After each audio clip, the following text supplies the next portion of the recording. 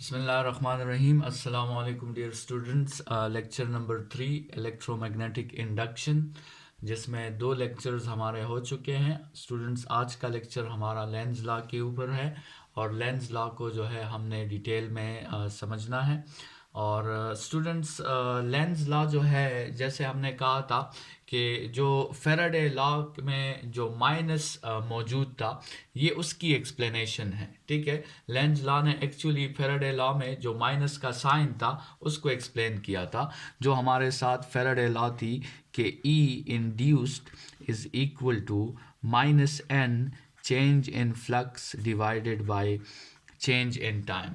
तो स्टूडेंट्स, इसमें जो ये माइनस की एक्सप्लेनेशन थी, ये माइनस की एक्सप्लेनेशन किससे पेश हुई? ये लेंज लॉ से पेश हुई। लेंज लॉ के मुताबिक जो है इस माइनस का हमें एक्सप्लेनेशन मिल गया, इसका हमें हल मिल गया, जो फेराडे से एक्सप्लेन नहीं हो पा रहा था अपने लाइफ टाइम में, तो फिर लेंज ने उसे एक्सप्लेन किया। लेकिन लेंज, स्टूडेंट्स, लेंज का मकसद इस माइनस को एक्सप्लेन करना नहीं था। लेंज का जो मकसद था वो फेराडे लॉ की एनर्जी कंजर्वेशन थी। मतलब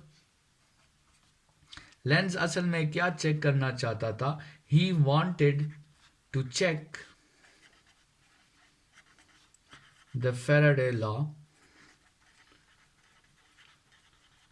Faraday law in domain of energy conservation। वो फेराडे लॉ को क्या करना चाहता था? वो चेक करना चाहता था कि क्या इसमें एनर्जी कंजर्वेशन होती है या नहीं होती। मतलब जो फेराडे लॉ ने ये बात साबित की थी कि magnetism can be converted to electricity. तो क्या इस कन्वर्जन में क्या ऐसा तो नहीं हो रहा कि एनर्जी आपके साथ क्रिएट हो जाती है, या फिर ऐसा तो नहीं हो रहा कि आपके साथ एनर्जी जो है वो डिस्ट्रॉय हो जाती है, या ये कोई ऐसी सिचुएशन तो नहीं है जिसमें इनपुट में एनर्जी हम नहीं देते और आउटपुट में हमारे साथ एनर्जी आ जाती है। तो स्टूडेंट्स, इसको चेक करने के लिए लेंज लॉ जो है वो ऑब्जर्वेशंस कर रहा था कि क्या फेराडे लॉ के मुताबिक जो एनर्जी आउटपुट में आती है, तो वो ये देखना चाह रहा था कि वो एनर्जी कहाँ से आती है, वो इलेक्ट्रिकल एनर्जी आपके साथ कहाँ से आती है, कौन सी एनर्जी ऐसी है जो कम हो जाती है, जो वर्क एनर्जी प्रिंसिपल के थ्रू इलेक्ट्रिकल एनर्जी में कन्वर्ट हो जाती है। So this was the main study of Lenz law. लेकिन जब लेंज ये स्टडी कर रहा था तो इत्तेफाक के तौर पे he also found the explanation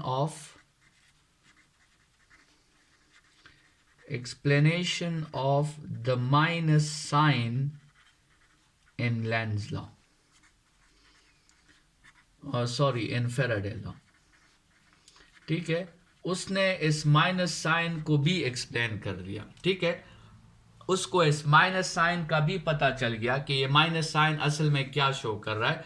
बल्कि स्टूडेंट्स ऐसा कह देते हैं कि उसी माइनस साइन की जो एक्सप्लेनेशन थी, माइनस साइन की जो एक्सप्लेनेशन थी, वो असल में छुपी हुई थी कहाँ पे? वो असल में छुपी हुई थी law of conservation of energy में। ये कहने का एक बहुत अच्छा तरीका है कि उस माइनस साइन की एक्सप्लेनेशन कहाँ छुपी हुई थी? वो law of conservation of energy में छुपी हुई थी। जब लेंज ने इस फेराडे के एक्सपेरिमेंट को law of conservation of energy के डोमेन में देखा, तो तब उसे माइनस की एक्सप्लेनेशन मिली। तो जब उसको माइनस की एक्सप्लेनेशन मिली स्टूडेंट्स, तो लेंज ने अपना स्टेटमेंट जो है वो जारी कर दिया। लेंज मशहूर हो गया फिर। तो लेंज ने जो अपना स्टेटमेंट जारी किया वो कुछ यूं था कि the induced EMF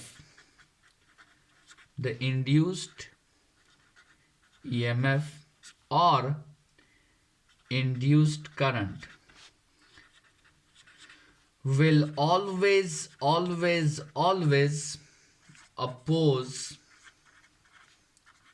its cause. The induced EMF or induced current will always oppose its cause. Students, इस माइनस साइन की एक्सप्लेनेशन ये है कि जो रिजल्ट है वो अपने कॉज को अपोज करेगा. तो स्टूडेंट्स, कॉज क्या है? कॉज तो हमने फेराडे लॉ में मैंने आपको दो किस्म के कॉजेस का बताया था. कॉज जो है वो आपके साथ या तो आप एक्चुअल कॉज की बात करो और या फिर आप फिजिकल कॉज की बात करो. ठीक है स्टूडेंट्स, हमने कहा था कि फिजिकल कॉज तो कुछ भी हो सकता है. फिजिकल कॉज तो मोशन हो सकता है, मोशन ऑफ द कॉइल या motion of the magnet. Physical cause तो करंट का इंक्रीज होना हो सकता है. फिजिकल कॉज करंट का डिक्रीज होना हो सकता है. तो फिजिकल कॉजेस तो हमने बहुत पढ़े थे, लेकिन साथ में हमने कहा था कि फिजिकल कॉज चाहे जो भी हो, एक्चुअल कॉज हमेशा एक ही होता है और वो एक्चुअल कॉज है चेंज इन फ्लक्स. ठीक है, और चेंज इन फ्लक्स स्टूडेंट्स दो तरीकों के हो सकते हैं. या तो आपके साथ फ्लक्स इंक्रीज करेगा या फिर फ्लक्स डिक्रीज करेगा. तो आप मोर स्पेसिफिकली कह सकते हो कि एक्चुअल कॉजेज जो है वो दो हो सकते हैं, या फ्लक्स इंक्रीज करेगा और या फिर फ्लक्स डिक्रीज करेगा. और स्टूडेंट्स, ये तो कॉज की बात हो गई. What is result? जब ये कॉज प्रोड्यूस हो जाएगा तो रिजल्ट क्या होगा? स्टूडेंट्स, आपके साथ सर्किट में EMF भी इंड्यूस हो जाएगा और आपके साथ करंट भी इंड्यूस हो जाएगा. और हमने लेंज लॉ में ये बात पढ़ी है कि the result will oppose its cause. The result will oppose its cause means that E induced or I induced will oppose what? Will oppose change in flux. E induced and I induced will oppose change in flux. This is Lenz law. तो students, एक बहुत important question और वो है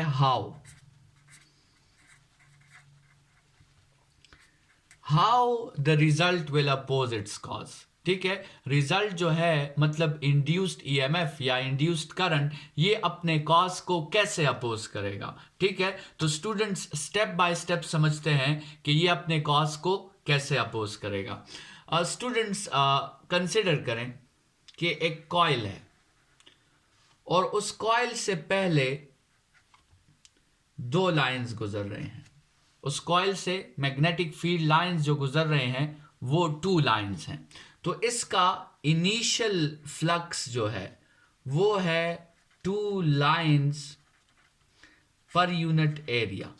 ठीक है, magnetic field lines per unit area, 2 lines per unit area, ये इसका इनिशियल फ्लक्स है.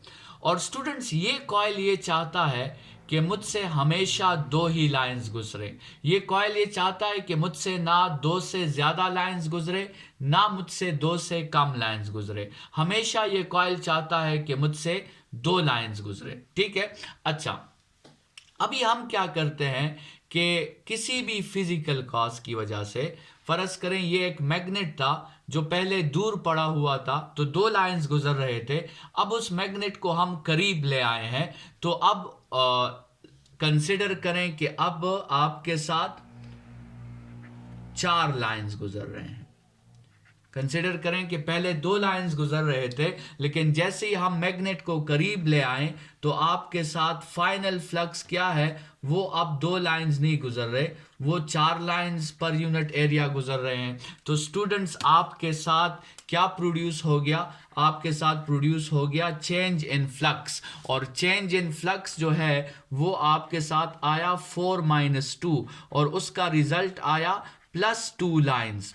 +2 लाइंस का मतलब चेंज इन फ्लक्स आपके साथ पॉजिटिव आ गया. मतलब आपके साथ फ्लक्स जो है, फ्लक्स जो था, फ्लक्स क्या हो गया, वो इंक्रीज हो गया. ये वाली सिचुएशन आ गई. तो स्टूडेंट्स, कॉज तो अपीयर हो गया, और जब कॉज अपीयर होगा तो रिजल्ट भी अपीयर होगा। तो स्टूडेंट्स अब जरा बात को समझें।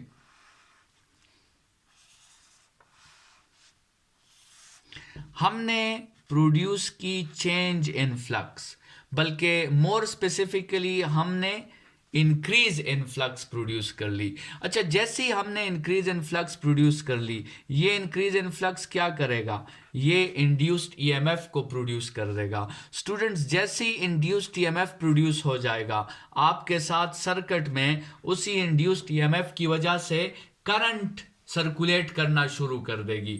जैसे ही करंट सर्कुलेट करना शुरू कर देगी स्टूडेंट्स, ये करंट क्या करेगी? ये अपनी इंड्यूस्ड ईएमएफ बनाना शुरू कर दे, इंड्यूस्ड मैग्नेटिक फील्ड बनाना शुरू कर देगी। क्योंकि चैप्टर 3 में हमने पढ़ा है कि जब कोई कॉइल से करंट गुजरती है तो स्टूडेंट्स उसका मैग्नेटिक फील्ड भी बनता है। तो ये मैग्नेटिक फील्ड क्या करेगी स्टूडेंट्स? ये अपने कॉज को, ये जो इसका कॉज है, इसको अपोज करने की कोशिश करेगी। मतलब आपके साथ कॉज एक्चुअली क्या था? कॉज एक्चुअली था फ्लक्स का इंक्रीज होना। तो स्टूडेंट्स, ये बी इंड्यूस्ड क्या करेगी? ये B induced will try its best to decrease the flux. जो कॉज था, फ्लक्स इंक्रीज हो गया था ना, तो उसका रिजल्ट क्या करेगा? वो उस इंक्रीज को अपोज करेगा, मतलब वो उस इंक्रीज को वापस डिक्रीज करने की कोशिश करेगा। तो स्टूडेंट्स, इस एग्जाम्पल के थ्रू हमने ये बात समझी कि हम चेंज इन फ्लक्स प्रोड्यूस करते हैं। चेंज इन फ्लक्स ईएमएफ को इंड्यूस कर देता है, ईएमएफ करंट को इंड्यूस कर देता है, करंट मैग्नेटिक फील्ड को इंड्यूस कर देता है, और वो मैग्नेटिक फील्ड जो है वो फिर उस चेंज इन फ्लक्स को ख़त्म करने की कोशिश करता है। और चेंज इन फ्लक्स को ख़त्म करने के स्टूडेंट्स दो आसान तरीके हैं। अगर फ्लक्स इंक्रीज हो गया है तो ये उसे डिक्रीज करने की कोशिश करेगा, अगर फ्लक्स डिक्रीज हो गया है तो स्टूडेंट्स ये उसे इंक्रीज करने की कोशिश करेगा। लेकिन हमेशा ये अपने कॉज को अपोज करेगा, कभी भी ये अपने कॉज को सपोर्ट नहीं करेगा। मतलब इस तरह नहीं होगा कि फ्लक्स भी इंक्रीज हो जाए और ये मैग्नेटिक फील्ड जो है ये फ्लक्स को और भी इंक्रीज कर दे, या लेट्स सपोज फ्लक्स डिक्रीज हो जाए और ये मैग्नेटिक फील्ड जो है ये फ्लक्स को और भी डिक्रीज कर दे। नहीं, ये पॉसिबिलिटी आपके साथ नहीं होगी। अगर फ्लक्स इंक्रीज होगा तो इंड्यूस्ड मैग्नेटिक फील्ड फ्लक्स को डिक्रीज करने की कोशिश करेगी, और अगर फ्लक्स डिक्रीज होगा तो इंड्यूस्ड मैग्नेटिक फील्ड उसी फ्लक्स को वापस इंक्रीज करने की कोशिश करेगी। तो ये लेंज लॉ के पीछे सारी कहानी है स्टूडेंट्स। तो हाउ का आंसर आपको मिल गया होगा। हाउ का आंसर ये है कि we produce change in flux, due to that change in flux EMF is induced, due to that EMF current is induced, due to that current magnetic field is induced, and this magnetic field opposes this thing. This magnetic field opposes its cause. ठीक है, this is the answer of how. ठीक है, ये हमारे साथ how का answer था कि अगर हम कोई क्वेश्चन करता है कि लेंज लॉ में जो बात की गई है कि the result always opposes it's cause, तो इसका मतलब क्या है? ये कैसे अपोज करेगा? क्या ये एक स्टिक पकड़कर जो है उसके पीछे भागेगा? तो वो इस तरह नहीं करेगा। जो अपोजिशन की बात है वो उसका स्टेप बाय स्टेप प्रोसेस जो है वो हमने डिस्कस कर लिया है। स्टूडेंट्स, अब इसको एक्सपेरिमेंट से लेंज लॉ को समझते हैं, एक दो एक्सपेरिमेंट से, कि आपके साथ जो है कैसे ये रिजल्ट अपने कॉज को अपोज करता है। लेकिन उससे पहले स्टूडेंट्स, हम थोड़ी सी कुछ प्रीवियस नॉलेज हमारी जो है यहाँ पे यूज़ होगी। चैप्टर नंबर 3 से कुछ प्रीवियस नॉलेज जो है वो हम यूज़ करने वाले हैं, तो वो यहाँ पे हेल्पफुल होगी। तो हमारे साथ चैप्टर नंबर 3 इलेक्ट्रोमैग्नेटिज्म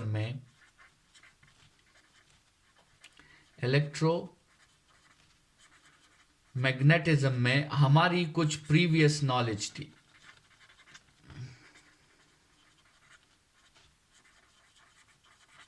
और वो प्रीवियस नॉलेज हमारी क्या थी, वो ये थी स्टूडेंट्स कि जब किसी कॉइल से करंट गुजरती है तो उस कॉइल में मैग्नेटिक फील्ड बनता है।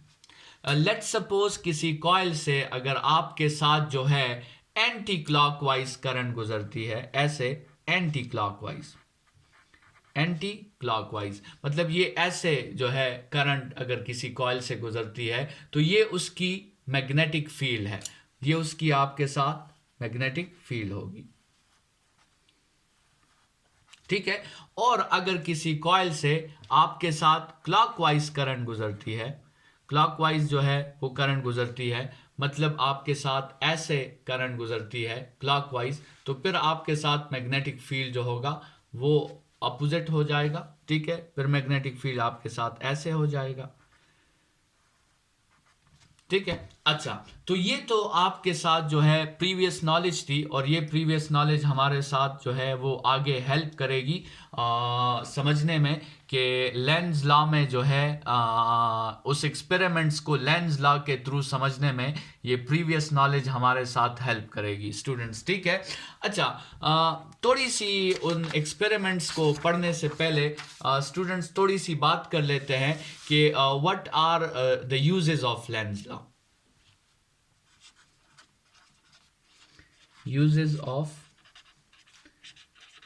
लेंज लॉ, तो स्टूडेंट्स याद रखें कि वैसे तो लेंज लॉ किस लिए आया था, लेंज लॉ इसलिए आया था कि लेंज लॉ ये साबित कर सके कि फैराडे लॉ में क्या चीज़ ओबे होती है। ये असल में हुआ था इसलिए कि ये साबित कर सके कि Faraday law is obeying law of conservation of energy, ठीक है। तो ये असल में law of conservation of energy के लिए आया था। या आप कह दें कि इसकी यूजेस ये है कि इसने माइनस की क्या पेश की, इसकी माइनस की, इसने माइनस की एक्सप्लेनेशन पेश की, ठीक है। तो ये भी इसका एक यूज है कि लेंज फैराडे लॉ में जो माइनस था वो इसके हेल्प से एक्सप्लेन हुआ था। लेकिन स्टूडेंट्स ये तो उसकी पुरानी एडवांटेजेस हो गई, इसकी नई एडवांटेज क्या है, हम लेंज लॉ को किस लिए यूज करेंगे स्टूडेंट्स, हम लेंज लॉ को यूज करेंगे to find the direction of induced current। Students हम लेंज लॉ को इंड्यूस्ड करंट की डायरेक्शन को फाइंड करने के लिए यूज करेंगे। हम लेंज लॉ को इसलिए यूज करेंगे ताकि हम फाइंड कर सके कि इंड्यूस्ड करंट की डायरेक्शन क्लॉकवाइज है या वो आपके साथ एंटी क्लॉकवाइज है। So we will use Lenz law for this purpose to find the direction of induced current. Students आज के लेक्चर के जो है डोमेन में यहाँ तक बातें हमारी काफ़ी थी। इंशाल्लाह नेक्स्ट लेक्चर में हम वो एक्सपेरिमेंट्स पढ़ेंगे जो लेंज लॉ के मुताबिक हम एक्सप्लेन करेंगे। लेकिन आज के लेक्चर के लिए इतना ही। Thank you students.